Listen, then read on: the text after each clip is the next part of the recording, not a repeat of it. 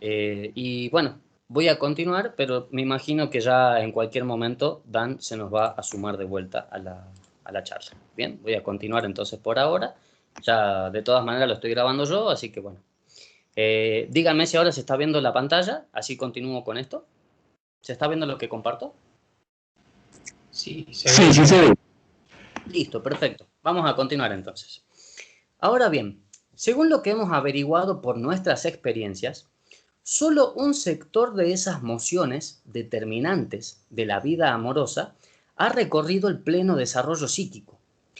Ese sector está vuelto hacia la realidad objetiva, disponible para la personalidad consciente y constituye una pieza de esta última. Otra parte de esas mociones libidinosas ha sido demorada en el desarrollo. Está apartada de la personalidad consciente, así como de la realidad objetiva, y solo tuvo permitido desplegarse en la fantasía, o bien ha permanecido por entero en el inconsciente, siendo entonces no consabida para la conciencia de la personalidad.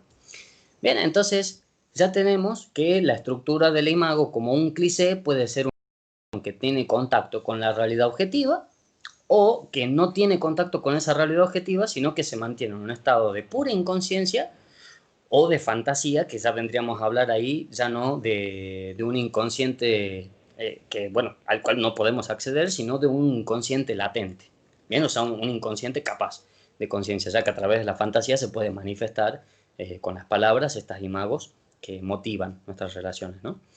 Pero bueno, acá entonces estamos haciendo un breve repaso de dinámica de la transferencia, donde, como les venía hablando, la imago se presenta en una faceta consciente y una faceta inconsciente. De más está decir que lo que a nosotros analistas nos interesa es la faceta inconsciente, ¿no? De la imago. Pero bueno, esto solamente en realidad es para recordarles lo que Freud ha formulado con respecto a la imago, ¿no? Específicamente en este texto de dinámica de la transferencia. Porque la verdad es que lo que vamos a encontrar en Klein con respecto a imago y lo que vamos a encontrar en Lacan con respecto al término de imago es bastante diferente de esto que está planteando Freud, y no en el mal sentido de que son dos teorías distintas, sino en el sentido de que Lacan y Klein no se conforman con esta distinción entre imago consciente e inconsciente. Está bien, es el ABC del imago, pero hay un papel todavía mucho más profundo en el desarrollo de una persona y que involucra el término de imago, ¿bien? Así que ya cuando abordemos Klein y Lacan, vamos a precisamente desarrollar ese punto. Bien, ahora vamos a abordar justamente esta parte de la transferencia que nos venía hablando Fabio, que es importantísima, pero que bueno, que no le vamos a dedicar mucho más tiempo que este párrafo que he seleccionado de dinámica de la transferencia. Es entonces del todo normal e inteligible que la investidura libidinal aprontada en la expectativa de alguien que está parcialmente insatisfecho se vuelva hacia el médico. ¿Qué quiere decir esto? Que si yo tengo una relación cercana con una persona en la cual mi investidura libidinal con esta persona ha quedado insatisfecha, si yo empiezo un análisis, es muy probable que yo quiera satisfacer esa relación con esta persona, pero con el médico. Entonces, acá de vuelta vemos el papel importantísimo del imago, ya que si se tratase, por ejemplo, del imago de la relación con el padre, eso funda una imago paterna, la cual me lleva a mí a relacionarme con el analista en términos de imago paterna. Para aclarar este punto, solamente está involucrada la imago paterna, puede haber imago fraternal, imago materna, si se me permite, imago del amigo, imago de la novia, realmente no interesa el otro individuo que quede fijado en esta imago, ¿no? Lo importante es que toda relación libidinal insatisfecha engendra un imago, y ese imago va a satisfacerse con un sustituto, ¿bien? Yo, por eso, haciendo un poco la diferencia con lo que veníamos hablando con Fabio, para mí la transferencia tiene que tener todo ese proceso, ¿no? O sea, no es solamente la transferencia de una persona a otra, sino es el hecho de buscar un sustituto para satisfacer esa relación libidinal insatisfecha. ¿Bien? Eso me parece que es un punto muy importante de tener en cuenta de lo que significa la transferencia, ¿bien? Para mí tiene que elevarse hasta ese punto de alcanzar un sustituto, y ahí tenemos transferencia propiamente dicha en términos clínicos, ¿no? Ya que, bueno, de otra manera podemos trabajar la transferencia salvaje, pero bueno, no es la que nos interesa a los analistas, ¿no? Así que bien, voy a continuar con este punto, pero muchas gracias de vuelta, te reitero, Fabio, por hacer esta pregunta, por hacer tu comentario, por hacer el argumento, porque nos ayuda a enriquecer el debate. De acuerdo con nuestra premisa, esa investidura se atendrá a modelos, o sea, las imagos, que se anudarán a uno de los clichés preexistentes en la persona en cuestión, o como también podemos decirlo, insertará al médico en una de las series psíquicas que el paciente ha formado hasta ese momento. Bien, entonces por eso lo de la serie psíquica y lo del cliché los asimilaba específicamente hablando con el concepto de imago, ¿no? Y gracias a que se establece un imago, se puede establecer después una sustitución con alguien más para satisfacer esa relación libidinal insatisfecha. Responde a los vínculos reales con el médico, que para semejante seriación se vuelve decisiva la imago paterna, según una feliz expresión de Jung, de un texto de 1911-1912 de la página 64, que son las transformaciones libidinales del símbolo. Creo que yo lo dije mal, dije transformaciones simbólicas de la libido, en realidad son las transformaciones libidinales del símbolo. Empero, la transferencia no está atada a ese modelo, bien, o sea, al modelo de la imago paterna. También puede producirse siguiendo la imago materna o de un hermano varón. Las particularidades de la transferencia sobre el médico, en tanto y en cuanto desborden la medida y la modalidad de lo que se justificaría en términos positivos y acorde a la ratio, de acuerdo a la proporción, se vuelven inteligibles si se reflexiona en que no solo las representaciones expectativa conscientes, sino también las rezagadas o inconscientes han producido esa transferencia, ¿bien? Entonces, lo que está planteando acá Freud es que normalmente el común de los analistas puede darse cuenta que los síntomas que estamos trabajando nosotros son más bien producidos por imagos inconscientes que imagos conscientes, ¿no? Que bueno, si uno fuera consciente del imago, da por resultado la resolución lógica de no repetir eso con alguien más, ¿no? De no buscar sustituto. El hecho de buscar un sustituto para una relación libidinal insatisfecha involucra un hecho absolutamente inconsciente, ¿no?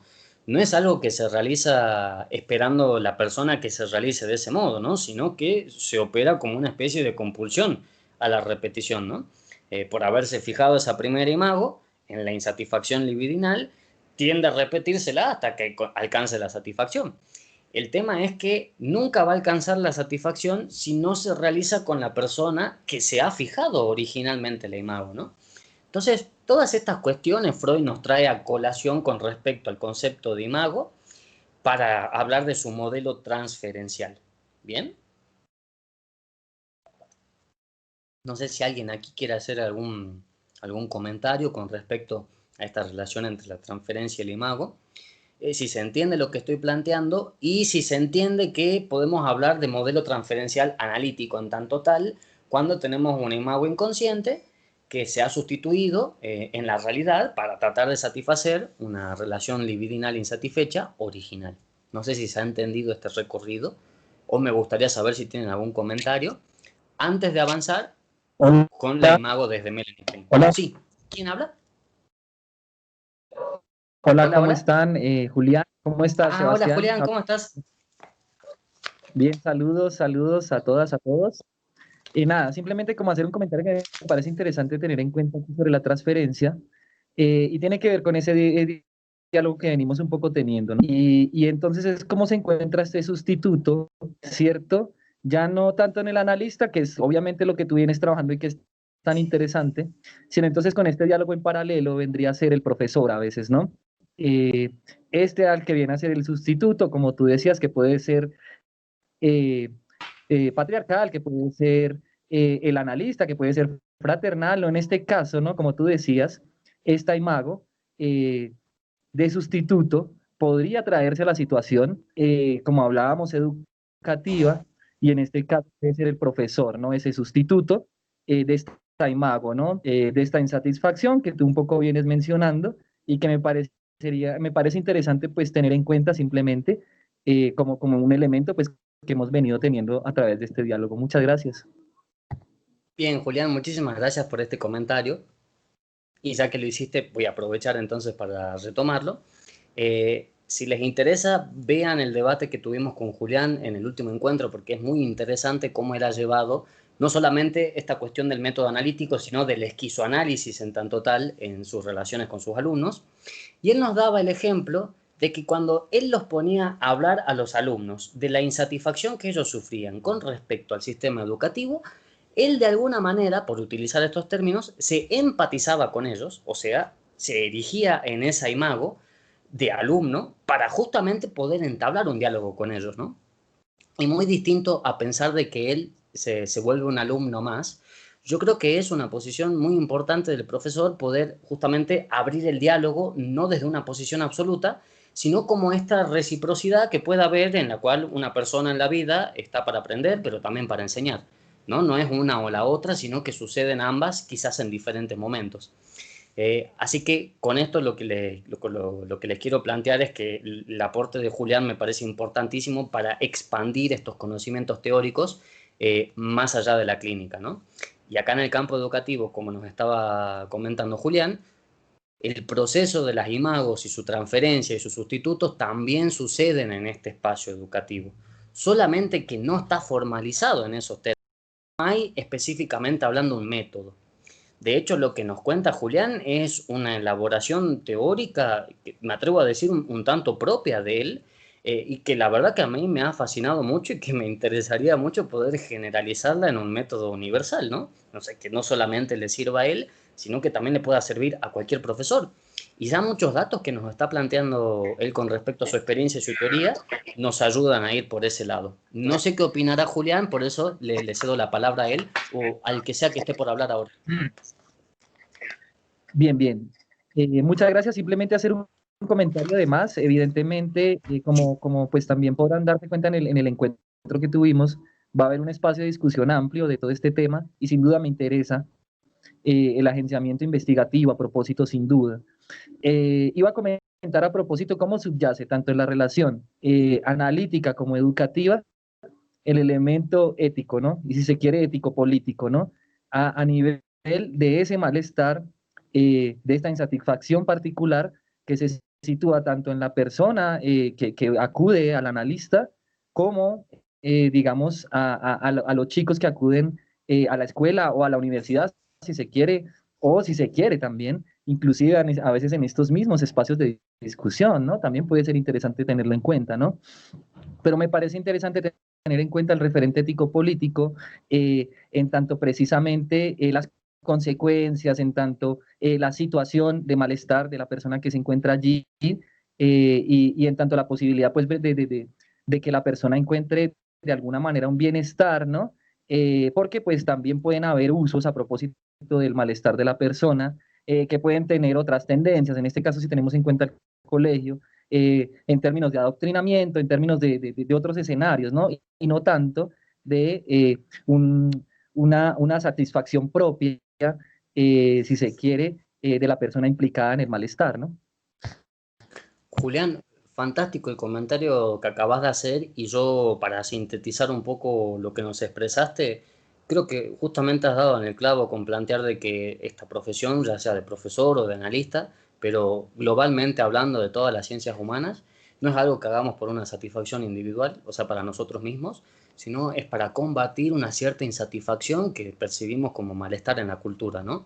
Así que de vuelta, insisto, no puedo dejar de recomendarles este debate con Julián, porque precisamente nos permite un poco derribar estas paredes del individualismo y llevar a cabo estos encuentros, estos debates necesarios, ¿no? No solamente que los analistas discutan con analistas, a mí me encanta discutir de estos temas justamente con profesores. Yo mismo soy un profesor, así que me interesa mucho este tema y sobre todo de profesores que por ahí enseñan cosas distintas a lo que podría enseñar yo, ¿no?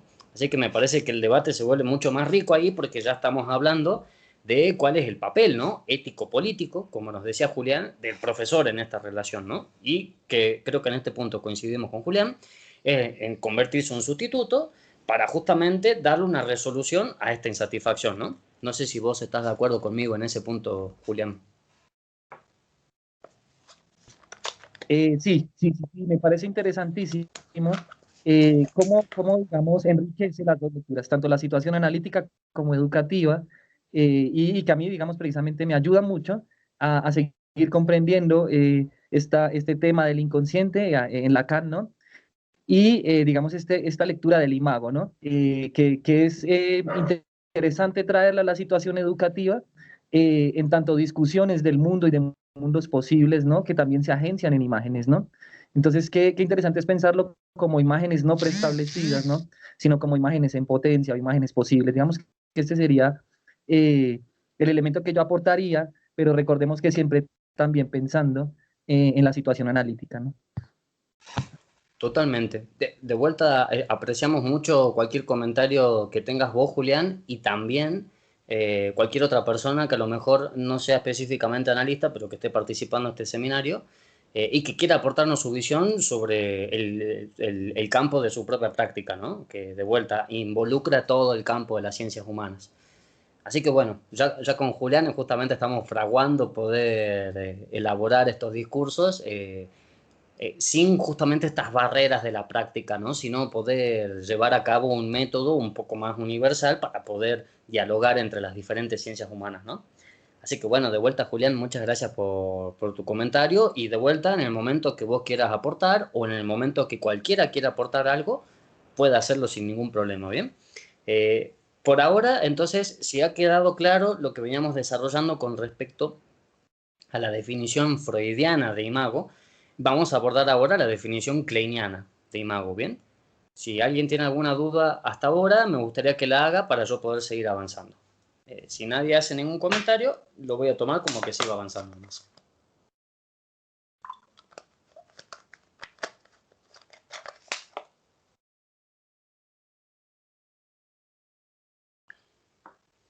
Bien. En la definición kleiniana de imago, tenemos una elaboración muy importante en la cual vamos a tomar estos elementos de epistemología que yo había traído en nuestro primer encuentro para reutilizarlos de vuelta y desarrollar la concepción kleiniana de imago. Bien, con respecto a las certezas de las cuales se vale Klein para desarrollar su evidencia, ¿no? O sea, de cómo opera la imago en un yo tan primitivo con los niños, ella se basa en dos certezas elaboradas por Freud.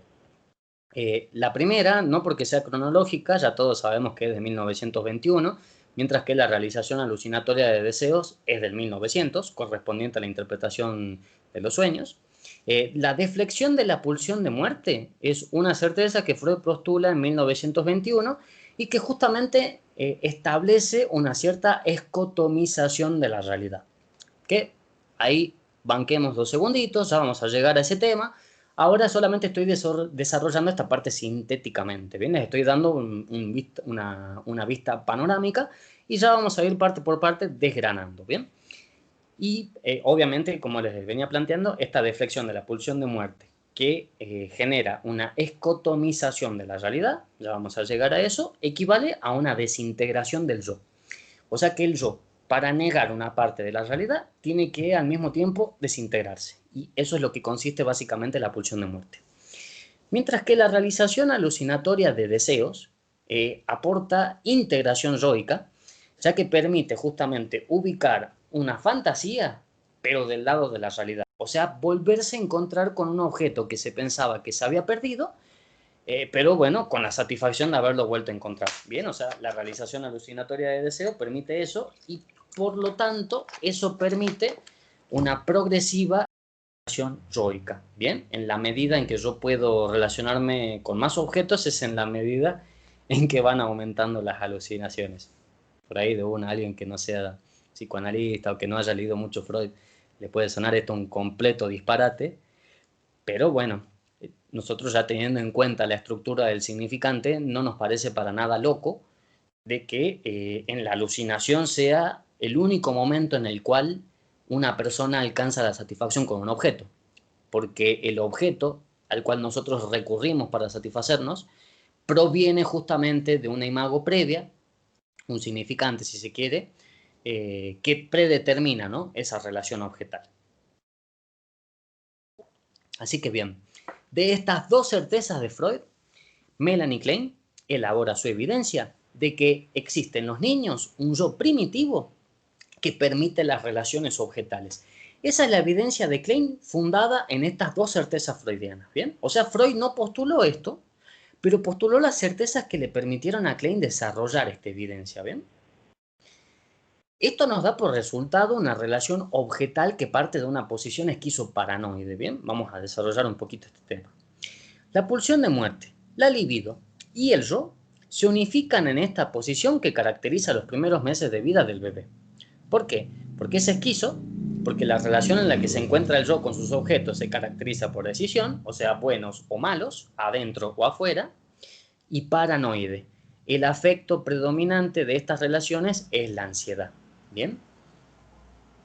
Ya con paranoide estamos haciendo relación con esos objetos que le producen el mal al niño y que pueden provenir desde adentro o desde afuera, pero que justamente el niño va a tener que expulsar, bien, en el caso de que sean internos, que sean percibidos como sensaciones internas, va a tener que ser expulsado con la consecuente desintegración del yo, pero a salvo justamente de esa causa de peligro, ¿no? Entonces, lo que nos está desarrollando Melanie Klein es que esto ya en los niños ya se encuentra como en germen, ¿bien? Y que las relaciones con los adultos van desarrollando este germen, que es la posición esquizoparanoide, ¿bien? Ahora, esta posición esquizoparanoide, para justamente empezar a desarrollarse, ya que es solamente un germen, necesita justamente de algunos eventos para que se desarrolle, ¿no? Y uno de estos eventos que deja fijado una imagen es justamente el imago del seno materno, que vamos a ver justamente en qué consiste. En mis primeros trabajos, nos dice Melanie Klein, describí una fase del sadismo en su cúspide, por la que pasan los niños durante el primer año de vida. En los primeros meses de la existencia del niño, este tiene impulsos sádicos dirigidos no solamente contra el pecho de su madre, sino también contra el interior de su cuerpo, que es lo que veníamos planteando hace un ratito, que la posición esquizoparanoide, por ser paranoide, estaba teñida de ansiedad, ¿no? Ya sea contra elementos del interior del cuerpo o del exterior, como en este caso, el seno materno. Impulsos de vaciar su contenido, de devorarlo y destruirlo por todos los medios que el sadismo puede sugerir. La evolución del niño está gobernada por los mecanismos de introyección y proyección. Desde el comienzo el yo introyecta objetos buenos y malos, siendo el pecho de la madre el prototipo de ambos, y de los objetos buenos cuando el niño lo consigue y de los malos cuando le es negado. ¿Bien? Entonces esto es un punto muy importante para tener en cuenta, que a partir de estos primeros encuentros con la madre se empiezan a fundar las primeras imagos a partir de este objeto, que vendría a ser el seno, que participa de las relaciones objetales con el niño, ¿no? Esquizoparanoides. Recordemos que en la relación esquizoparanoide del niño con el otro, solamente lo puede parcializar, bien, es una relación parcial. No se puede relacionar con la totalidad del otro, pero ya se puede relacionar en términos de parcialidad. Bien, no vamos a desarrollar absolutamente toda la teoría de Klein hoy en día, pero nos vamos a servir de este recorrido para desarrollar lo que Klein ha desarrollado sobre el imago. Bien, además está a decir que el término de imago del seno materno es de vuelta una certeza de Freud que Klein lleva al grado de evidencia. Bien, porque no está en la teoría freudiana este desarrollo del imago del seno materno, tampoco está la posición esquizoparanoide, tampoco está la relación objetal temprana que el niño ya tendría antes de la constitución del narcisismo. Así que todo esto me parece que es importantísimo para entender después qué va a plantear Lacan con el imago, ¿no? Si alguien quiere hacer alguna pregunta, porque estoy yendo muy rápido o por ahí hay algo que no se haya entendido, por favor, ya saben, háganlo ahora. Bien, si no, bueno, también puede esperar hasta el final, pero para que se vaya entendiendo, para que lo vayamos construyendo entre todos, estaría bueno poder seguir de esa manera la exposición. Bien.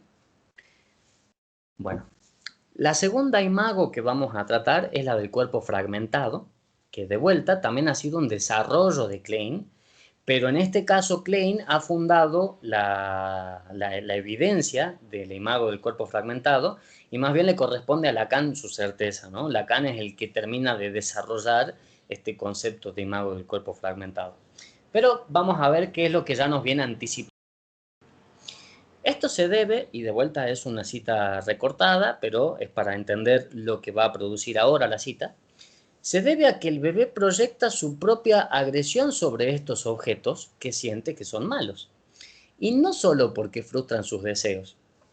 El niño los concibe como realmente peligrosos, como perseguidores que teme que lo devoren, vacíen el interior del cuerpo, lo corten en pedazos, lo envenenen y que, en resumen, maquinen su destrucción por todos los medios que el sadismo puede imaginar.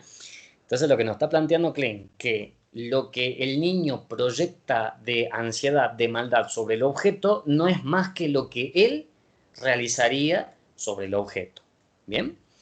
Estas imagos, que son un cuadro fantásticamente distorsionado de los objetos reales sobre los cuales se basan, las instala el bebé no solo en el mundo exterior, sino por el proceso de incorporación también dentro del yo. De ahí que niños muy pequeños pasen por situaciones de ansiedad y reaccionen con mecanismos de defensa cuyo contenido es comparable al de la psicosis de los adultos. En este caso, Klein le está atribuyendo la potestad al individuo de la posición esquizoparanoide como mecanismo de defensa, ¿no? O sea que nosotros, al proyectar nuestra propia agresividad sobre el mundo exterior, lo único que estamos haciendo es eso, ¿no? O sea, es nuestra agresividad de la cual tenemos que hacernos cargo.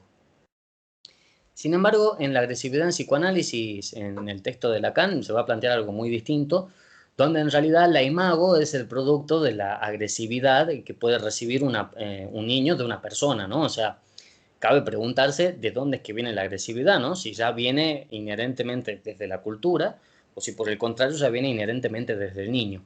No es secreto que Klein, siguiendo la misma lógica de Freud, haya querido plantear que esta agresividad era inherente. Por algo Klein se refiere al concepto de pulsión de muerte de Freud como un instinto biológico.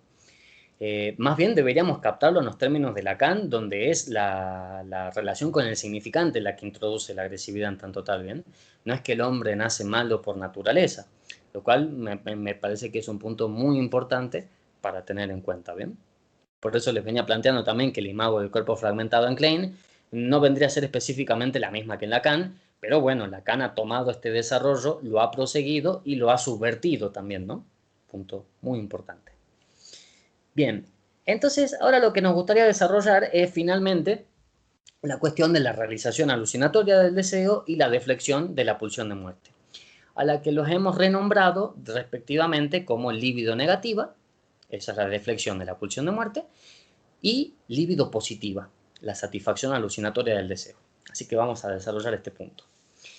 Uno de los primeros métodos de defensa contra el miedo a los perseguidores, ya sentido en el mundo externo o ya internalizado, eventualmente después de la proyección sobre un objeto real, es el de la escotomización, la negación de la realidad psíquica. Esto puede llevar a una restricción considerable de los mecanismos de introyección y proyección y a la negación de la realidad externa, formando la base de las psicosis más graves. Acá justamente, como les había anticipado al principio, lo que involucra el mecanismo de la deflexión de la pulsión de muerte es la negación de la realidad psíquica. ¿Bien? Esa es la función que tiene la pulsión de muerte para el sujeto, ¿bien? Negar una parte de la realidad que no esté de acuerdo con esta bondad que quiere incorporar el yo, ¿no? De todas maneras hay que tener en cuenta de que esto tiene un precio, porque el negar la realidad psíquica tiene el precio de desintegrar el yo. Así que si bien lo salva a condición de desintegrarlo, ¿no? Me parece que es un punto muy interesante porque no hay nunca una integración total, ¿no? Siempre el yo, en este caso, por decirlo así, tiene que negociar con la realidad para tratar de sostener una cierta integración, pero que, bueno, siempre está atada, lamentablemente, a como veníamos hablando, a algo que estaba siempre propenso a desintegrarse. Bien. Entonces, a todo esto que veníamos desarrollando lo vamos a tomar en términos de líbido negativa, que para los que recuerdan nuestra primera exposición, habíamos hecho una banda de Moebius, donde respectivamente hablando, donde hubo una imago había un complejo y donde hay un complejo es porque hubo una imago. Acá estamos tomando justamente el mismo principio, pero acomodándolo ahora al concepto de libido con respecto al imago, ¿bien? Tanto es así que la libido negativa nos daría una versión de una imago negativizada, ¿no? O sea, de una negación de la realidad psíquica. Muy distinto a lo que nos venía hablando Freud, que era justamente una representación de un hecho insatisfactorio. Ahora lo que nos plantea Klein es que puede haber un negativo, inclusive del imago, ¿no? Negativizando la libido, podemos tener una escotomización de la realidad. Puede haber un hueco, un agujero en esa realidad, la cual nos deja espacio para abrir una fantasía, ¿no? Eso es lo que quiero desarrollar ahorita. Pero lo de libido negativa me interesa que se entienda en este término, que la pulsión de muerte, con su deflexión, organiza una negación de una parte de la realidad psíquica, ¿bien? O sea, todo lo contrario a lo que veníamos desarrollando como puntualmente como imago. No sé si acá se ve entonces cómo va modificándose la concepción de imago para Klein, ¿bien?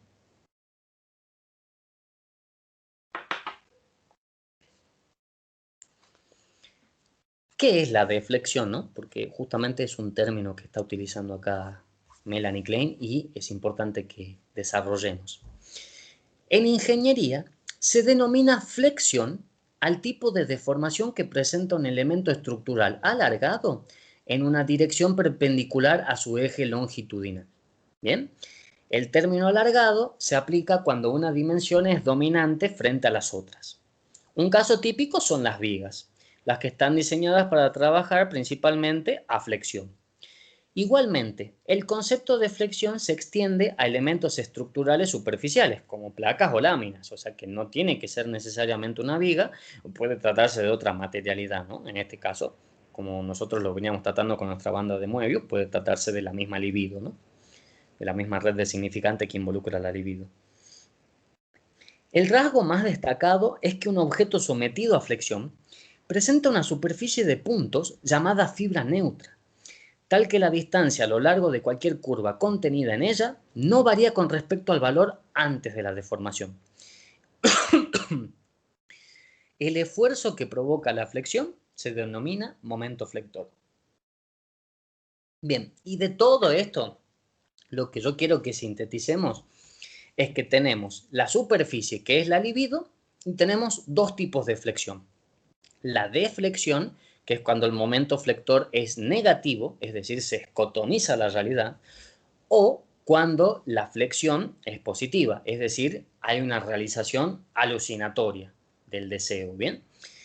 Y de más está decir justamente de que esa realización alucinatoria solo podría existir en la medida de que hubo antes una negación de la realidad psíquica, ¿no?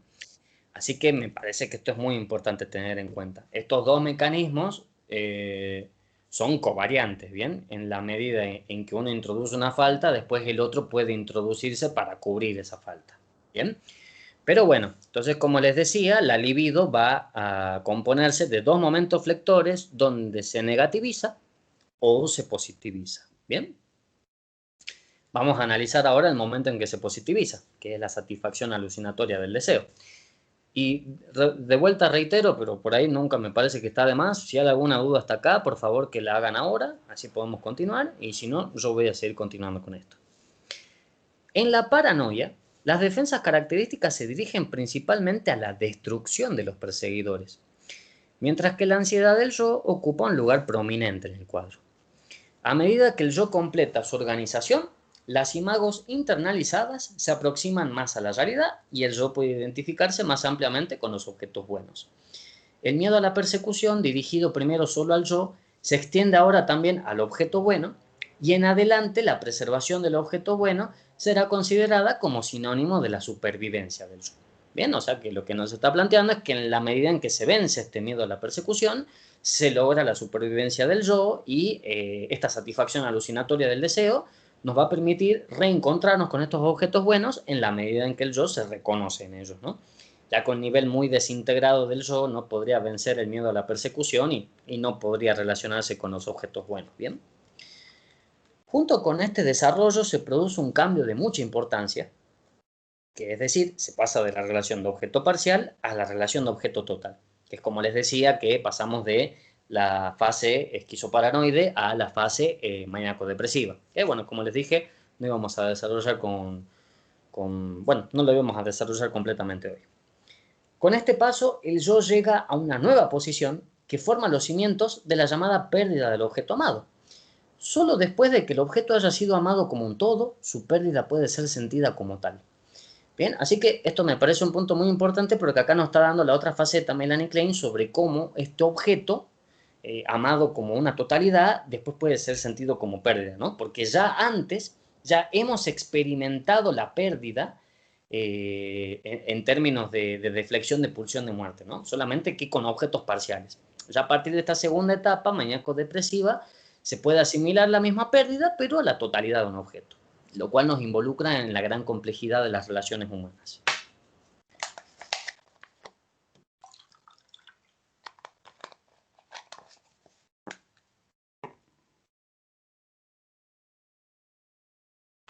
Bien, entonces como síntesis de este breve desarrollo tenemos la flexión y deflexión libidinal.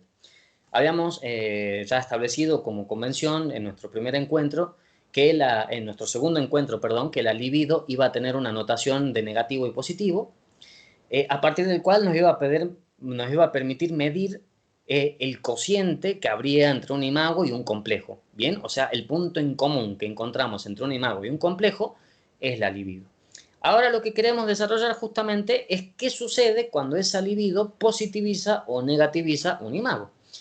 En el sentido de que la positivice es lo que va a permitir la alucinación y por lo tanto la realización del deseo y una integración yo más totalizante de su relación con el otro. Bien, porque permite justamente relacionar al yo desde una bondad con las bondades que podría llegar a tener el objeto. Mientras que, por otra parte, también existía esta faceta en que la libido negativizaba al imago, o sea que nos negaba acceso a esa realidad psíquica por ser demasiado ansiógena, ¿bien? Obviamente con la consecuencia de desintegrar al yo, ¿bien? Pero bueno, con esto entonces les quiero traer a colación la flexión y la deflexión libidinal que pueden producir una negativización del imago, como escotomización, como negación de la realidad, o una positivización del imago como alucinación, ¿bien? Que permite justamente relacionar las bondades del yo con las bondades del objeto. Bien, si se ha entendido hasta acá, me gustaría ahora poder avanzar con el desarrollo de Lacan sobre el imago. Así que bueno, si alguno quiere realizar algún aporte o alguna pregunta, es el momento ahora de hacerlo. Si no, me voy a dirigir directamente a desarrollar lo que vamos a plantear del imago desde Lacan ahora. Disculpa, Sebastián, solo una aclaración. Por favor, sí, sí, Julián, no hay problema. Eh, Cuando hablabas de la flexión, ¿no? En relación a la libido, Sí, dijiste, voy a bueno, volver. hay una deflexión, ¿no? Sí, La contraparte, no, o sea, digamos que tengo los desarrollos, pero no sé bien cómo se nomina. Una es la sí, deflexión y la otra es la es flexión. flexión. Flexión Ah, y perfecto, deflexión. Sí. perfecto, listo. Vale, no, tenía como la duda y quería aclararla para que no quedara suelto. Ah, perfecto, pero esa era la duda entonces. Sí, no, era algo sencillo porque sí, me había quedado con la parte de deflexión y no sabía cómo habías nominado la otra parte, pero ya la tengo clara y es flexión. Vale, gracias. Simplemente era eso. Ah, perfecto. Entonces, ya que puede ser la duda de varios también, y ya que Julián lo ha traído a colación de vuelta, flexión y deflexión los vamos a tomar como los diferentes momentos flectores en los cuales la libido negativiza un imago o la positiviza, ¿no? Con las dos consecuencias que ya habíamos establecido que podía llegar a tener la alucinación y la escotomización. Así que bueno, de haberse entendido eso, vamos a pasar ahora a un breve desarrollo sobre lo que implica para Lacan el concepto de imago, ¿bien? Justamente tomado una cita de la agresividad en el psicoanálisis para mostrarle un poco la diferencia, ¿no? Función formadora en el sujeto. Estos fenómenos mentales, llamados las imágenes, con un término cuyas acepciones semánticas confirman todo su valor expresado, después de los fracasos perpetuos para dar cuenta de ellos, que ha registrado la psicología de tradición clásica, o sea que durante toda la tradición clásica de la psicología y, por qué no, de la filosofía escolástica, han habido toda una serie de fracasos, dice Lacan, por dar cuenta de la importancia, ¿no?, que tiene el fenómeno de la imagen para la constitución del sujeto, ¿no?, y del humano. Entonces, después de todos estos fracasos, el psicoanálisis fue el primero que se reveló al nivel de la realidad concreta que representa. O sea que el psicoanálisis fue el primero en poder revelar la realidad concreta que representa la imago, ¿no?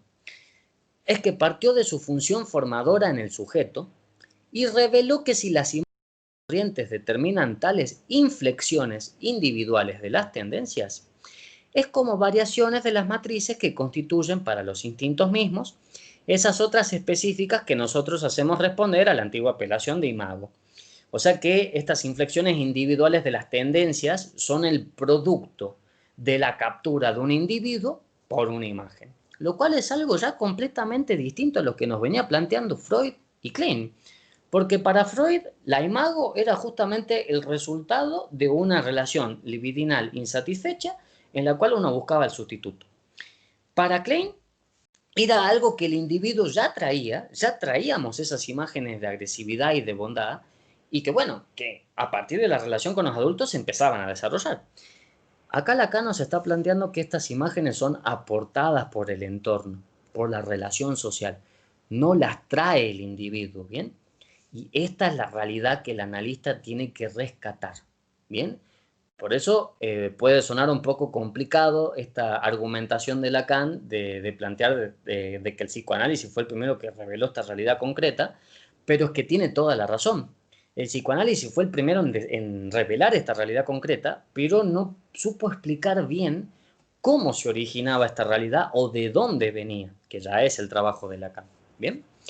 Pero bueno, entonces como les venía planteando, para Lacan la imago tiene una función formadora porque permite justamente desarrollar ese sujeto que es la inflexión individual de una tendencia.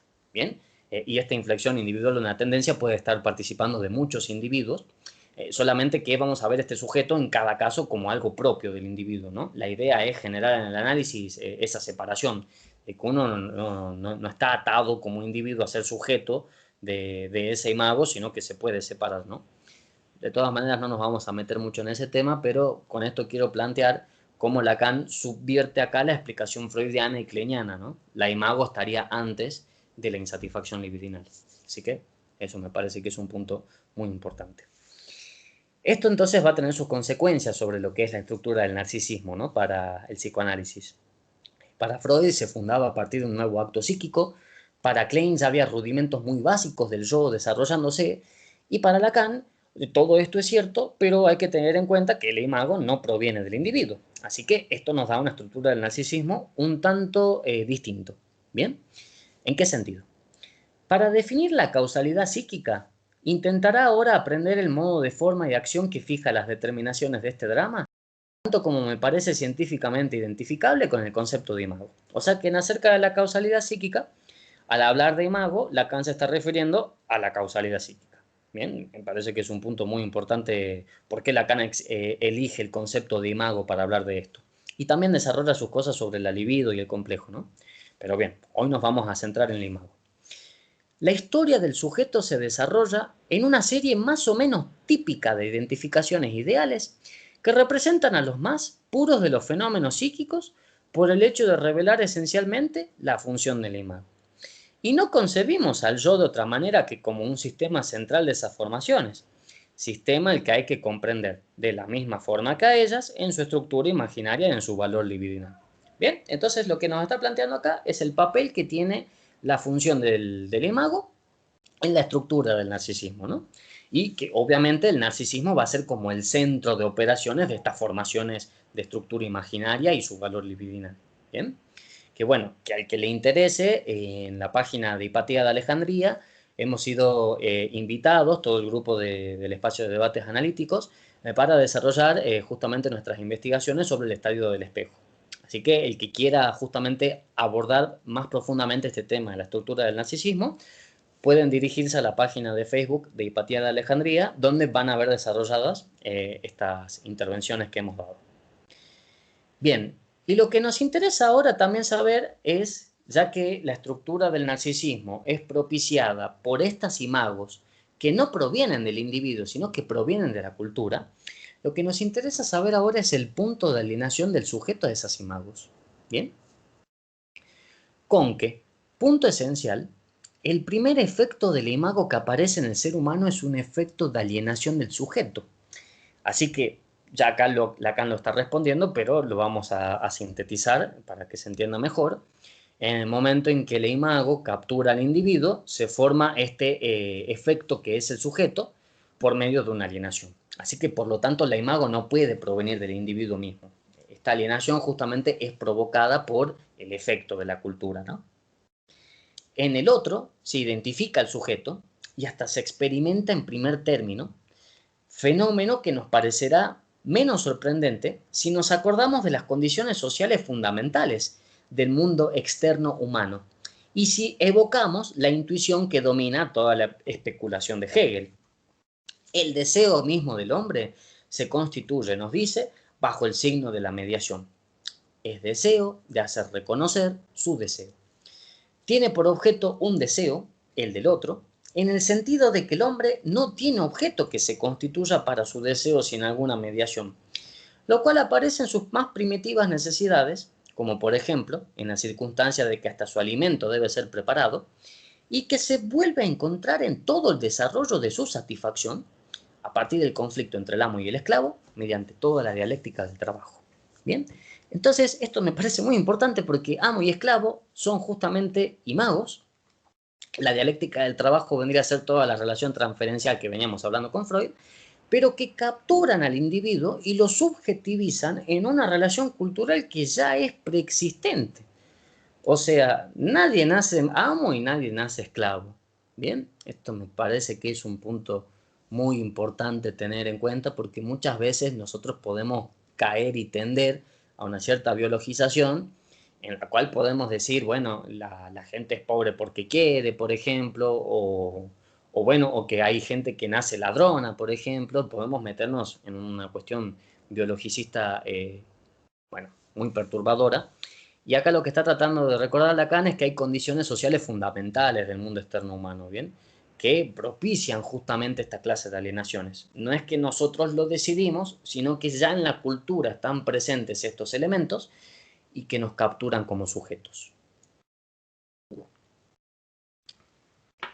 Esto de vuelta tiene todas sus resonancias con el debate que estamos teniendo con Julián, con respecto a cómo los chicos, ¿no? En los colegios, en las aulas, están alienados justamente a una cierta posición de esclavos, si se me permite así, de puro alumno, en el cual, bueno, no se permite una apertura más allá de esa rigidez con el profesor, ¿no? Que en este caso ocuparía el lugar de amo absoluto. Ahí vemos cómo estas imagos, profesor, alumno, amo y esclavo, ya están presentes en la cultura y que nosotros lo único que hacemos es representarlas, ¿no? Si para Freud y Klein la imago era la representación de nuestra excitación psíquica, para Lacan, nosotros, nuestro accionar, nuestra vida, es la representación de la imago, lo cual es algo completamente distinto, ¿no? Y me parece que es muy importante tener en cuenta, sobre todo para los que trabajamos con la salud mental, de siempre tener en cuenta cuáles son las imágenes que motivan el comportamiento. No podemos hacer caer todo el peso sobre el individuo cuando está subjetivado a cadenas que desconoce, ¿no? Así que básicamente este trabajo se trata de profundizar sobre ese sentido. Bien, y entonces... Disculpa, Dios. Sí, por favor, Julián, vos metele nomás, yo te escucho. No, pues muchísimos elementos interesantísimos. Sí. Tremendo Lacan, ¿no? Sí. A propósito de estas condiciones sociales, ¿no? Que alienan y que son preestablecidas. Y también veo acá muchos elementos que dialogan con esquizoanálisis sin duda. A propósito de esta situación que denuncia un poco Lacan, ¿no?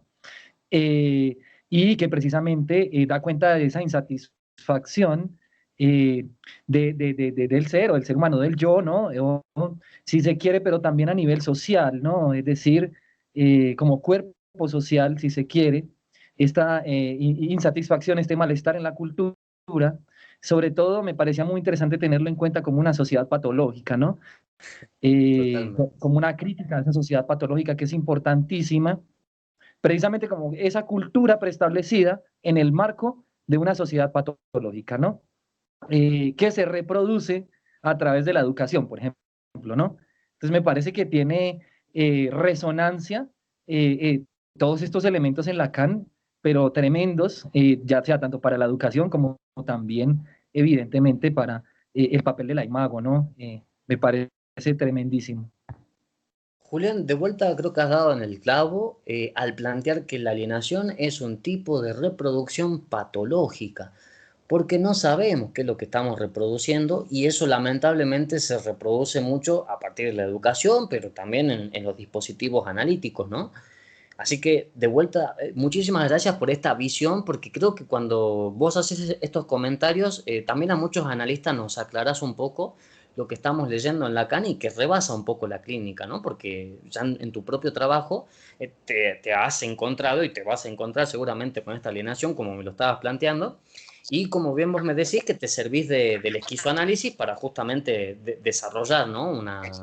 Bueno, una terapéutica o mejor dicho, una pedagogía con respecto a este problema, ¿no? A esta reproducción patológica. Sí, digamos que lo último que apuntaría son los elementos pedagógicos de Lacan de nuevo, a todo nivel, ¿no? Totalmente. Cómo a través de este análisis del inconsciente también está haciendo de críticas, reflexiones y problematizaciones a nivel social y cómo involucran entonces también elementos, si se quiere, filosóficos, ¿no? En términos no tanto de elementos preestablecidos, sino como condición de posibilidad, ¿no? De creación de conceptos que la filosofía propiamente, digamos, encarna, ¿no? Exactamente. Sí, sí, sí, estoy muy de acuerdo con que este andamiaje de conceptos es lo que nos permite esta lectura sobre la realidad, ¿no? Ya que de tener otro andamiaje tendríamos una lectura muy distinta, pero bueno, yo creo que en el punto en el que coincidimos no es tanto si tenemos o no tenemos el mismo andamiaje, sino más bien si el andamiaje que tenemos busca resolver este problema de la reproducción patológica, ¿no? Y que como bien vos decís de vuelta, Lacan, más que buen clínico, es buen pedagogo, ¿no? Por más que se le diga que es difícil, Lacan es un pedagogo insistente, que todo el tiempo nos está mandando a trabajar y estudiar, pero en el buen sentido de la palabra, en el que nos llama a nosotros, lectores, estudiantes e investigadores, a profundizar sobre lo que él ha desarrollado, ¿no? Y sobre todo cómo esto rebalsa el campo de la clínica. Pero estoy completamente de acuerdo que ese andamiaje simbólico es muy necesario para poder captar y combatir esta reproducción patológica, ¿no? Sí, y también entonces como condición de posibilidad, ¿no? Digamos, al adquirir Exacto. conciencia de, entonces como condición de posibilidad, ¿no? Me parece tremendo. Y hay una última cosa que diría, y es, Lacan habla de una enseñanza, ¿no? Pero entonces no es una enseñanza de una comprensión, ¿no? Sino que más bien tiene que ver con una lectura investigativa del fenómeno, que digamos no se entiende, no se comprende, pero sí se sufre, sí se pasa por ello, ¿no? Entonces digamos que ese sería el último elemento que yo sumaría. También en tanto una lectura de lo pedagógico que no es preestablecida, sino que trabaja en completudes y que se basa precisamente pues, en este elemento analítico fuertísimo y reflexivo en términos de la estructura simbólica, ¿no? De vuelta, estoy muy de acuerdo con lo que plantea Julián y lo que dijiste sobre, al menos en esos términos lo entendí, que una lectura investigativa de la enseñanza de Lacan nos lleva de alguna manera a empatizar con este sufrimiento humano, porque nosotros mismos estamos atravesados por eso. Bueno, o mejor dicho, es a eso lo que tendría que llevar la lectura de Lacan, ¿no? A empatizar con este sufrimiento humano que tiene sus condiciones de posibilidad. O sea, esto me parece loquísimo, porque una cosa sería decir, no, bueno, el sufrimiento humano es algo inexorable, algo que no podemos terminar de entender, no sabemos bien por qué se produce. Y otra cosa es plantear que hay ciertas condiciones de posibilidad en la cultura que habilitan la existencia del sufrimiento humano, ¿no? Y leer esas condiciones de posibilidad es muy difícil para nosotros, porque eso conllevaría a reconocer las mismas condiciones de posibilidad que habilitan el sufrimiento en nuestras vidas cotidianas. Algo ante lo cual no se puede echar la culpa a nadie, pero todo el mundo puede recular, ¿no? Ante la falta de coraje de enfrentarse ante ese sufrimiento, uno podría simplemente, bueno, obviar cuáles son las condiciones de posibilidad y lamentablemente seguir alienado a ese sufrimiento, ¿no? Por eso yo creo que la enseñanza pedagógica de Lacan nos inspira este coraje para justamente entender cuáles son las condiciones de posibilidad de este sufrimiento, ¿no? No sé qué opinás vos con respecto a esto, Julián. No, tremendo. Digamos que yo lo que diría a propósito es un poco de este elemento en Lacan, de no huir de ese sufrimiento, porque es huir de sí mismo, ¿no? Entonces, me parece también, en términos, si lo traemos a nivel social, una sociedad que sufre, pero que no desconoce ese sufrimiento, es decir, busca reconocerse a sí misma, ¿no? Como un elemento reflexivo, si tenemos en cuenta los escenarios que venimos un poco trabajando paralelamente. Totalmente. De vuelta entonces te quiero agradecer, Julián, y vos ya sabés, cuando vos quieras meter la cuchara, metele la cuchara nomás porque es re importante todo lo que vos nos estás transmitiendo, no solamente desde tu práctica, sino desde tu teoría también, para que nos sirva en este debate, ¿no? Que estamos haciendo de psicoanálisis y esquizoanálisis. Que bueno, que sin quererlo, la verdad que se ha dado la posibilidad, a mí me parece fantástico, no esperaba otra cosa.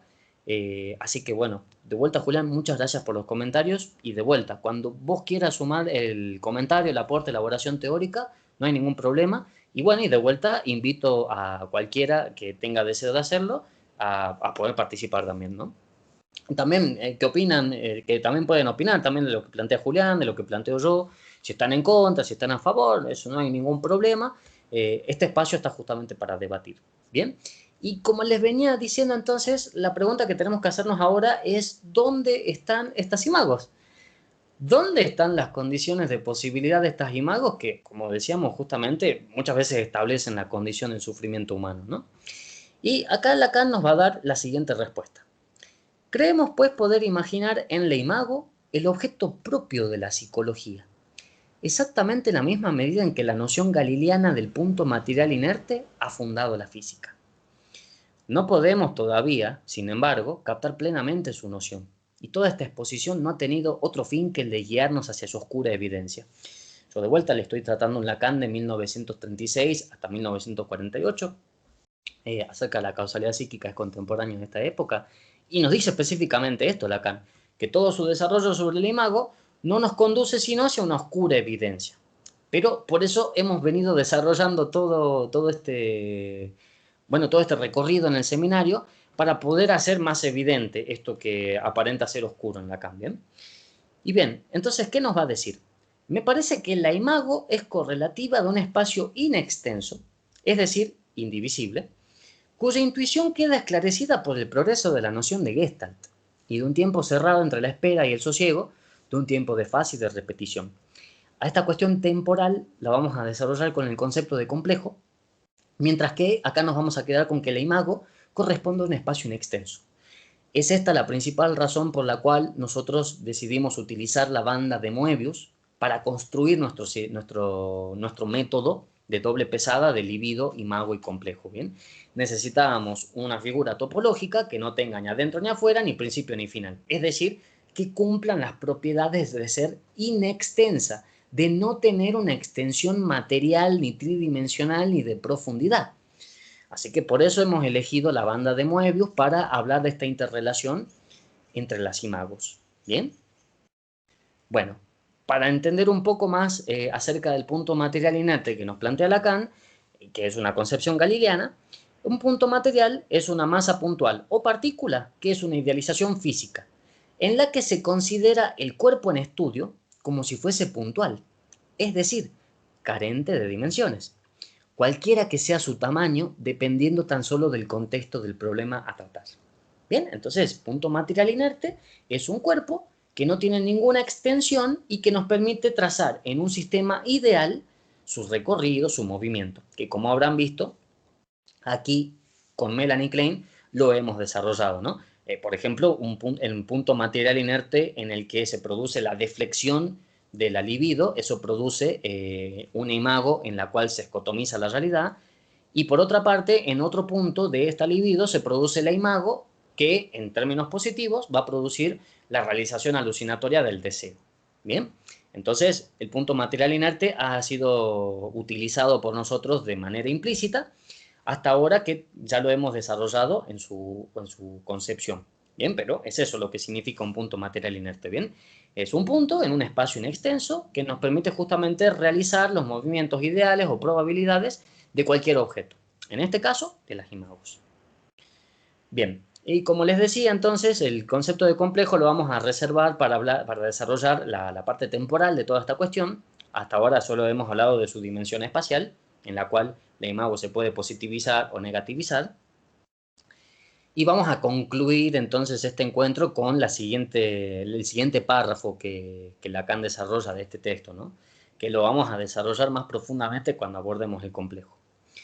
La imago le da fundamento una forma de causalidad que es la causalidad psíquica misma. La identificación. Esta es un fenómeno irreductible y la imago es esa forma definible en el complejo espacio-temporal imaginario que tiene por función realizar la identificación resolutiva de una fase psíquica. Esto es, una metamorfosis de las relaciones del individuo con su semejante. O sea que la imago es la encargada de la metamorfosis de la relación del individuo con el semejante, ¿bien? No que el individuo, por una relación insatisfecha con su semejante, produce una imago o que el individuo ya viene con ciertas imagos para tratar con el semejante, sino que estas imagos ya existen independientemente del individuo y del semejante. Y queda a cargo de estas imagos el papel de la metamorfosis de las relaciones, ¿bien? Que como les decía, ya esta metamorfosis que produce la identificación la vamos a ver específicamente con el complejo, ¿bien? Ya que vamos a tomar a la identificación como un complejo, ¿bien? Así que bueno, esto es toda la exposición que teníamos por hoy, así que ahora sin más preámbulo, me gustaría poder darle la palabra a cualquiera que quiera aportar algún comentario, transmitirnos sus dudas, realizar alguna elaboración, pero bueno, yo ya con esto entonces he terminado por hoy la exposición que les había prometido sobre el imago. Me gustaría saber qué opinan ustedes y si se va entendiendo un poco más profundamente este recorrido de libido, imago complejo para finalmente llegar a al desarrollo de lo que implica el complejo de Edipo en psicoanálisis, ¿no? Así que bueno, yo sin más preámbulo, los escucho.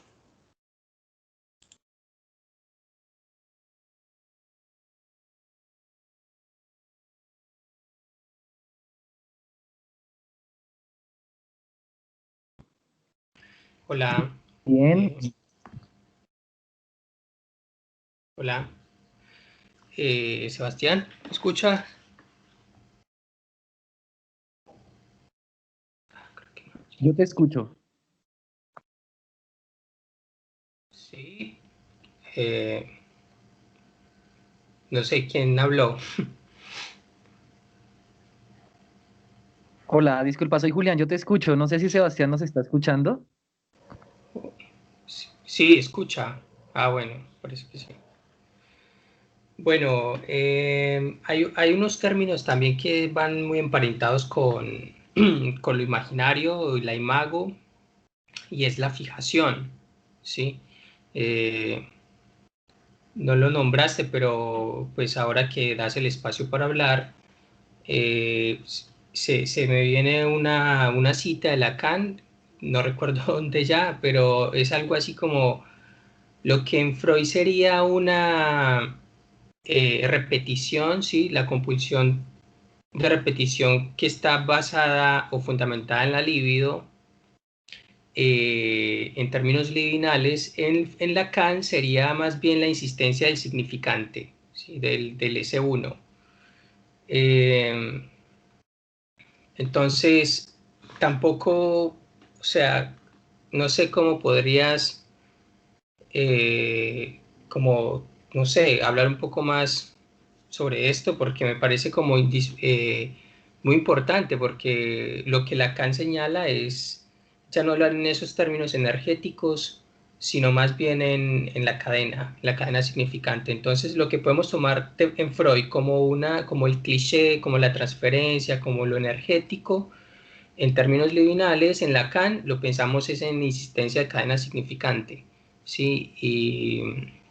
Y bueno, entiendo que estás haciendo una propuesta nueva, eh, intentando articular o articulando más bien imago complejo en la banda Moebius, pero pues no sé, dejas a un lado entonces esos desarrollos específicamente, la imago como, o la repetición o el cliché como la insistencia de la cadena significante. No sé.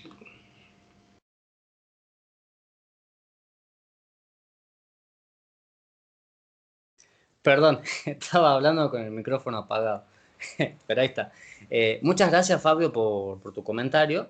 Y bueno, tengo que hacer alguna clase de aclaraciones, ¿no? Para que se entienda bien por qué, y es muy buena la pregunta, no estoy hablando de red de significantes. Me parece fantástica la pregunta.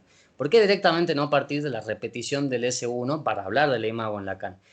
Porque la especificidad de esta investigación es desde Lacan, que va a 1936 a 1950, donde todavía no tenemos la elaboración de significante ni de matema.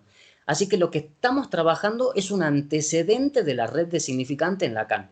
Que a lo que me refiero con esto, que ya empieza a surgir esta idea de una insistencia que no es biológica, sino que es transvital, y que está por fuera del cuerpo biológico, y que justamente genera toda esta clase de cambios sobre el individuo, ¿no? Como todavía no nos vamos a meter con el tema de la red de significantes, yo he decidido cortar ahí mi investigación. ¿Bien?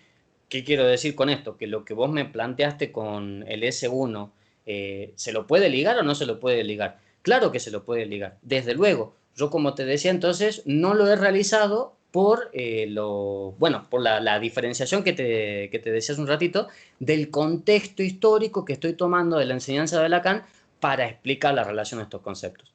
Y por una relación muy sencilla. En la medida en que Lacan va introduciendo los conceptos de significación, significancia y sentido, automáticamente van también desapareciendo los de imago, complejo y libido. ¿Se ve? Entonces yo por eso hago esta diferencia, y ya quizás en algún otro momento empezaremos a abordar esta cuestión de la significación, la significancia y el sentido, ya como la operación puramente formalizada de Lacan para entender estos elementos que, como bien vos decías, se los puede confundir con una energía materialista. Eso por un lado. Pero no hay que olvidar que para Lacan la energía es lo que para Feynman, una red de significantes. Bien, si leemos el capítulo 4 del volumen 1 de la física de Feynman, vamos a encontrar que no hay otra definición de energía que esa, una red de significantes. Y de hecho Lacan lo recuerda en varios de sus seminarios. Así que por lo tanto, si hablamos de energética, lo importante en realidad es saber en qué términos hablamos de energética, porque puede ser en este sentido místico en el cual uno atribuye la energía a una cierta sustancia, ¿bien?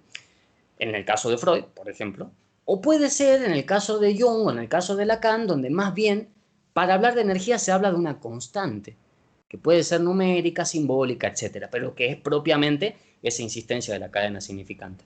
Así que bueno, yo haría esa diferencia, ¿no, Fabio? De que dependiendo desde qué punto de vista tomemos el concepto de energía, pero sabe lo que estoy completamente de acuerdo, porque entendí perfectamente el punto que vos decías, ¿no? De ya no tratar esto como una sustancia biológica, que ahí estamos completamente de acuerdo, y debe ser la principal razón por la cual Lacan fue cambiando progresivamente imago, libido y complejo por significación, significancia y sentido. Bien, que ya en algún momento iremos a desarrollar esa exposición, pero bueno, por ahora estamos trabajando con esta parte histórica de la enseñanza de Lacan. Bien, pero tu comentario muy válido y justamente al punto, ¿no? A donde nosotros nos queremos dirigir. Así que muchísimas gracias, Fabio. No sé qué opinás vos con esta respuesta que te he dado. No, está perfecto, lo aclaras muy bien también. Eh, y no sabía que Lacan tomaba esa definición de, de qué era, de De energía. Feynman, de Richard Feynman, Feynman. Sí, sí. sí, sí, sí. Muy bueno. De hecho, vos estás en el grupo, ¿no, Fabio, del seminario, ¿no? Del WhatsApp, Del sí, WhatsApp, ¿no? sí. Fíjate en la descripción, tenemos el link del Drive. En ese link del Drive yo coloqué el libro de Richard Feynman, y ahí vas a poder justamente encontrar la definición de energética para Feynman, si te interesa, ¿no? Y después, si querés, podemos charlarlo más profundamente, y bueno, ver las citas de Lacan sobre la energética, que son varias. Está el seminario 4, el seminario 2, el seminario 17, y está bueno recopilarlas, el seminario 11 también. Está bueno recopilarlas a todas para más o menos ir sabiendo qué son los elementos de energética que toma Lacan de la física, diferente de Freud y diferente de Klein, que como bien vos decías, son más sustancialistas, más místicos, que lo atribuyen a toda esta clase de energías al cuerpo, cuando en realidad, como vos bien decías, se trata de una insistencia de una máquina, ¿no? Una insistencia significante. Así que me pareció muy válido tu comentario, y también muy, bueno, nos aclara bastante este recorrido al mismo tiempo. No, a ti muchas gracias por el tiempo, Sebastián. Muy clara la exposición también. Bueno, muchísimas gracias, Fabio. Me alegro mucho que se haya, que se haya entendido de esta forma. Disculpa, Sebastián. Sí, sí, Julián, te escucho. Vale, muchas gracias. Algunos elementos que pues voy tomando de lo que tú expones, realmente te agradezco mucho. Y la idea es en su momento poder ampliar, pero pues voy un poco mencionando algunos elementos también para que los tengamos todos en cuenta. Totalmente. Y pues, ujú. Bueno, entonces hay una cuestión sobre la imago como causalidad psíquica, pues en Lacan, ¿no? Que me pareció muy interesante, sobre todo si tenemos en cuenta una relación o un encuentro con el conocimiento, ¿no? ¿Qué pasa allí, ¿no? Con estas imagos, a mí me parece fundamental tenerlo en cuenta, aún estos elementos, ¿no? En términos de ese encuentro con el conocimiento que se plantea en la escuela, ¿no? No tanto como agenciamientos, si se quiere, de ideales preestablecidos, ¿no? Sino cómo se plantean imagos que posibiliten, ¿no? Como causalidad psíquica, encuentros con el conocimiento, ¿no? Esto es un elemento que, digamos, planteo preliminarmente, pero que me parece muy interesante y que, digamos, es a propósito de lo que tú permites un poco a través de lo que nos transmites pues en la exposición, ¿no?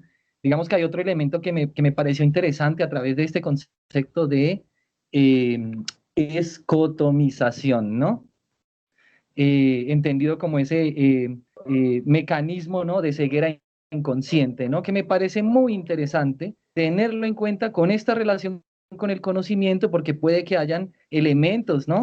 De escata, sí, de escotomización en esta relación, en este encuentro que precisamente es mediado por palabras con el conocimiento, pero también elementos de esta escotomización a nivel de lo mediático, ¿no? ¿Cierto? A nivel de esta ceguera inconsciente que se plantea, si se quiere, en términos de un encuentro con la más media, que me parece muy interesante tenerlo en cuenta, sobre todo por los tiempos a los que acudimos de pandemia y demás, y cómo el elemento mediático termina siendo fundamental, ¿no? Entonces, estos dos elementos que me parece interesante traer a colación, poner un poco en relación con estas problematizaciones, no sé qué puedan pensar a propósito. Bueno, Julián, completamente, y te agradezco mucho que hayas traído a colación de vuelta lo de la deflexión y la flexión de la libido como negación de la realidad psíquica y realización alucinatoria del deseo, porque si bien estos elementos son planteados por Klein, son retomados por Lacan, ¿bien? Habría que analizar la estructura del discurso para ver bien cómo la escotomización de la realidad y la realización alucinatoria del deseo se involucran en esta red del discurso, pero bueno, no me voy a meter en cuestiones del seminario 17, ¿no? Vamos a tomar un ejemplo más bien y vamos a tomar de palabra de Lacan que, bueno, que lo que dijo Klein fue retomado por él, ¿no? O sea que, como habíamos dicho, esto no estaba formulado por Freud. Si bien había ciertas certezas, es Klein las que las organiza en una evidencia y es Lacan la que después las retoma con su teoría. Hoy estaba pensando, por ejemplo, en el horror que había producido el Guernica, ¿no? De Picasso, ¿no? Lo que sucedió acá en Argentina, lamentablemente, hace unas semanas, con respecto al desalojo que hubo, sino, bueno, a ese momento histórico en el cual Picasso inmortaliza, ¿no? El horror de la guerra. Ahí me parece que tenemos un punto muy importante, que el horror a la guerra es justamente partícipe de una ceguera sistemática y que se realiza de una forma inconsciente, y que por otra parte la realización alucinatoria del deseo, que es la pintura del Guernica, nos permite justamente estar en contacto con esta ceguera, pero mediante una transformación simbólica que la revele en términos conscientes. ¿Me explico? Entonces, esto me parece que es un punto muy importante porque lo que nos estaba planteando Julián, esto sucede en todas las esferas de las interacciones sociales, donde hay una ceguera justamente y donde hay un impulso también por tratar de revelar lo que en esa ceguera se esconde, ¿no? Y como él había puesto bien claro el ejemplo de los medios de comunicación, donde los medios de comunicación justamente se encargan en este doble juego de escotomizar una parte de la realidad y por otra parte, en esa misma, en ese mismo escotoma, generar una superposición alucinatoria en la cual ya no se sepa qué es lo que se está ocultando, sino proponer otra visión, ¿no? Así que me pareció un punto muy importante porque acá ya nos estamos saliendo inclusive del marco pedagógico y clínico, ya nos estamos metiendo en una cuestión, bueno, que muchas veces no tiene mucho nombre, ¿no? Yo no sé cómo o a qué nivel trabajarán los comunicadores sociales con este tipo de problemas, pero tengo entendido que ellos lo hacen más bien desde el lado del derecho. No conozco muchos comunicadores sociales que aborden esta parte que mal llamaríamos psicológica, porque en realidad nosotros estamos hablando en términos de interacción social, en realidad, no en términos individuales. Así que, de vuelta, ahí creo que tenemos otro horizonte para desarrollar estos desarrollos conceptuales con estos fenómenos de la realidad que a lo mejor en sus respectivas ciencias no están siendo atendidos en la profundidad que deberían serlo, ¿no? Así que me pareció que el comentario de Julián fue completamente válido con respecto a esto de los más media, ¿no? Que bueno, que está pasando todo el tiempo, no es algo que la gente no se dé cuenta de que se nos oculta información y que muchas veces para ocultar esa información se produce desinformación, ¿no? Información nueva para ocultar eso, ¿no? Así que bueno, me pareció completamente válido el comentario de Julián. No sé qué quieras agregar, Julián. Digamos, Sí, sí, te ahí escucho. hay un elemento importante. Digamos que me parece importante ver la educación y el aprendizaje entonces más allá de la institución, ¿no? Sin desconocer la institución a veces como escenario de encuentro. A mí me gusta verlo como escenario conflictivo. Un poco venimos pensando cosas por ahí, pero que precisamente la educación está sucediendo todo el tiempo, ¿no? Y precisamente cuando vemos la TV, cuando usamos los medios, estamos acudiendo a aprendizajes, a diálogos.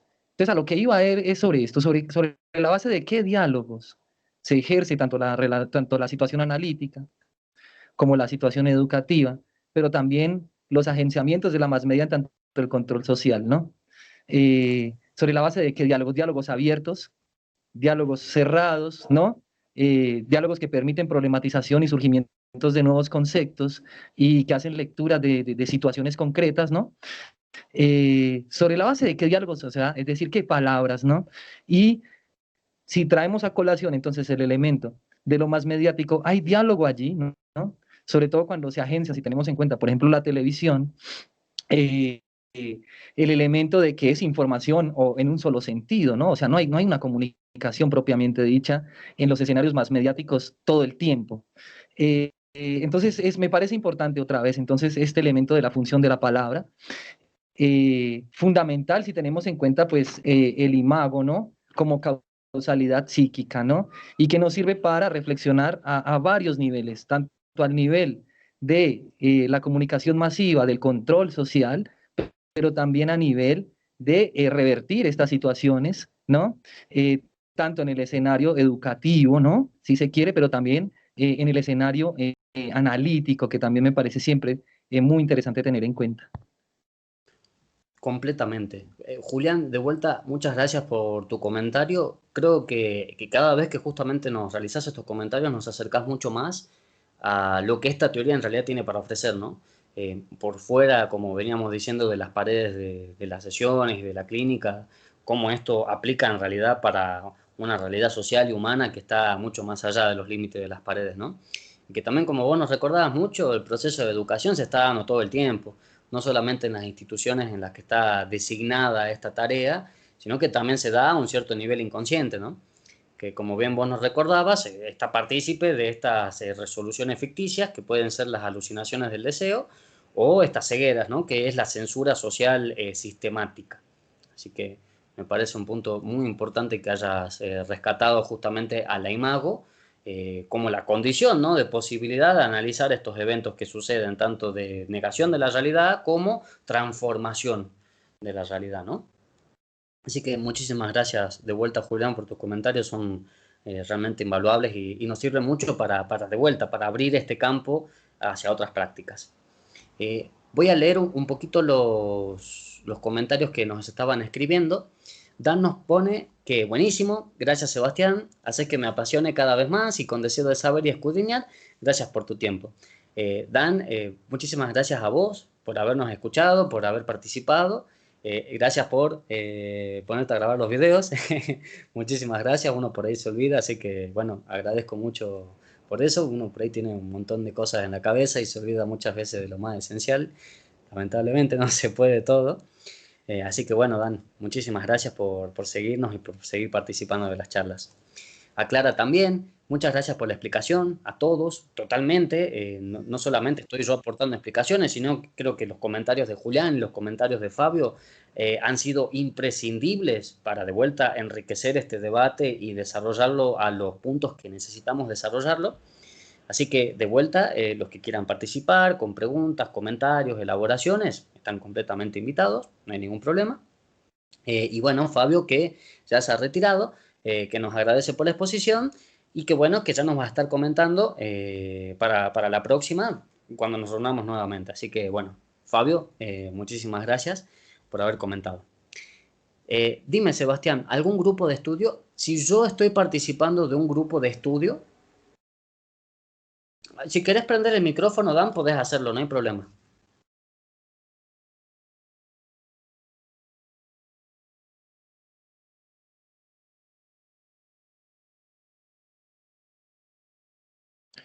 Bueno, yo quería agradecer un poco Sí, a Julián. todos, a todas.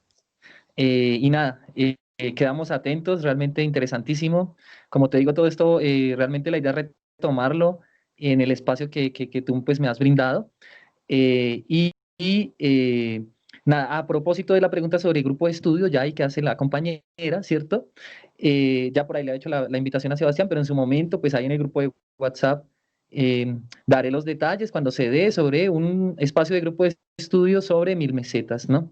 Entonces, bueno, lo comento por si de pronto hay el interés a propósito de una posibilidad de grupo de estudio que se va a dar en su momento, seguramente estará abierta para el próximo año. Entonces, nada más que nada agradecer porque realmente valiosísimos los aportes, digamos, en viceversa, ¿no?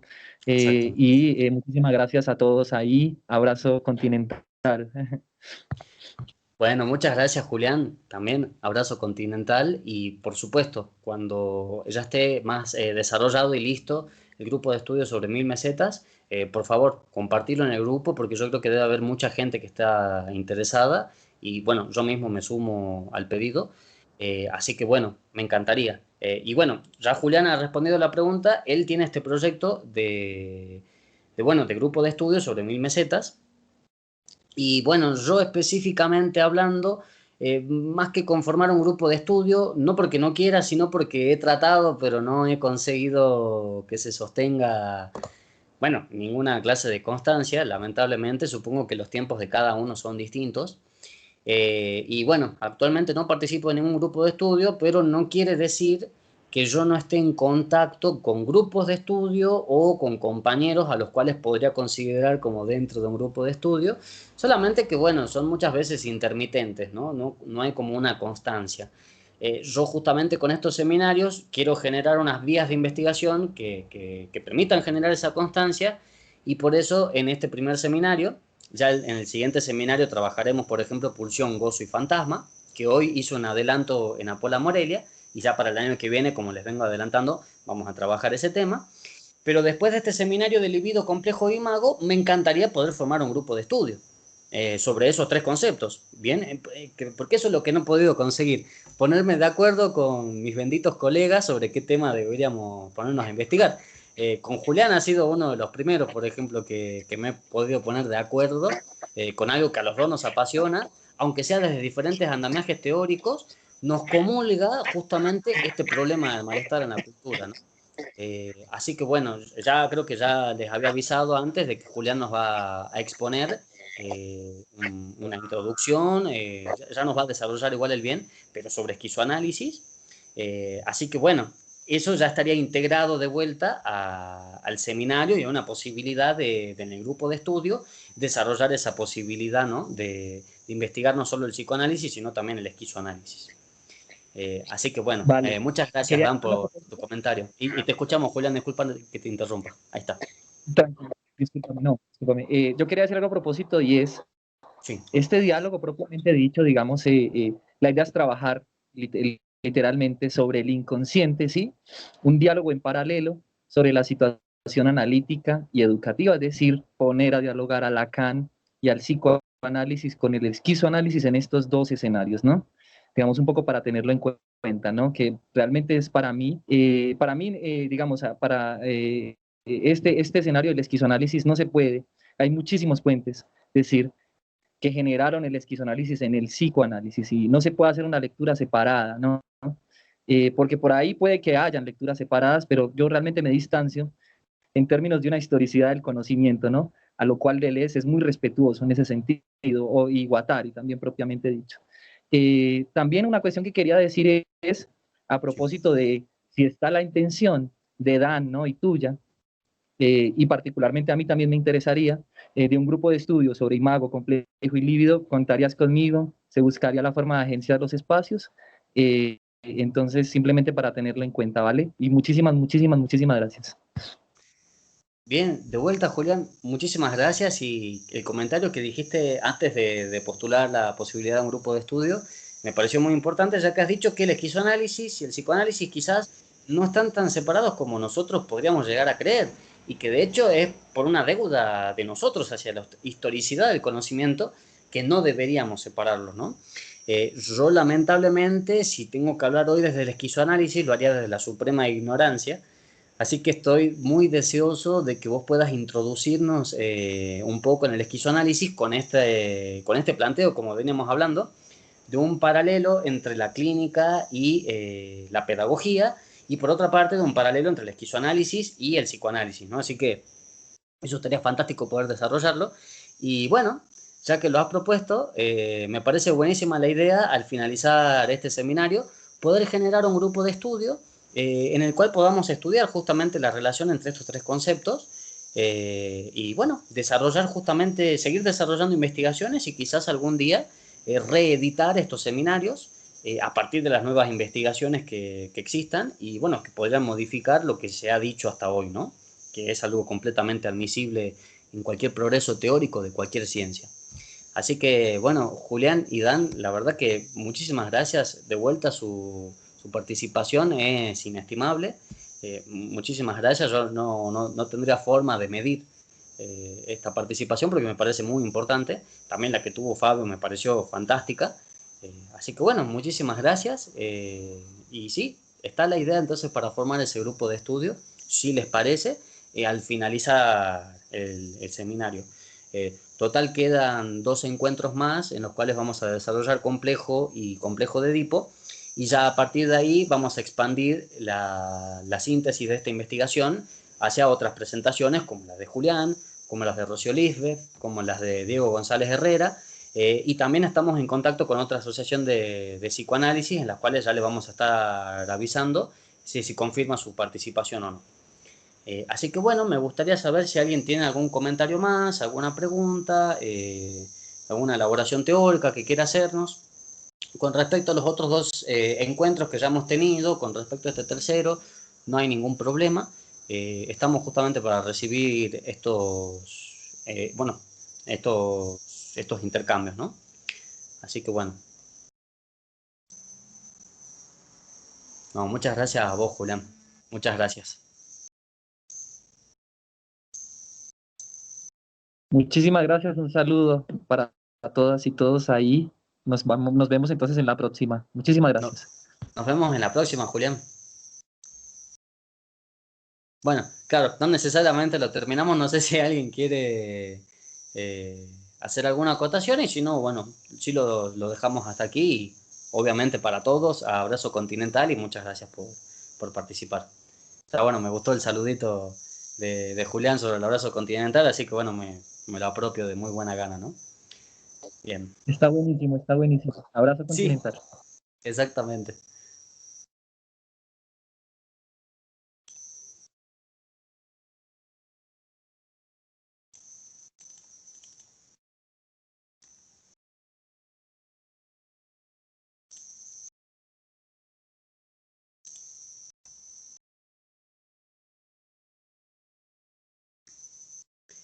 Bien, bueno, si no hay entonces ninguna otra elaboración que quieran hacer, lo vamos a dar entonces finalizado por hoy. Y bueno, ya nos estamos reuniendo de acá a 2 semanas, y lo vamos a retomar de vuelta el sábado a las 4 de la tarde. Así que bueno, quería agradecerles un montón a todos por haber participado, y bueno, ya nos estamos encontrando en este cuarto encuentro.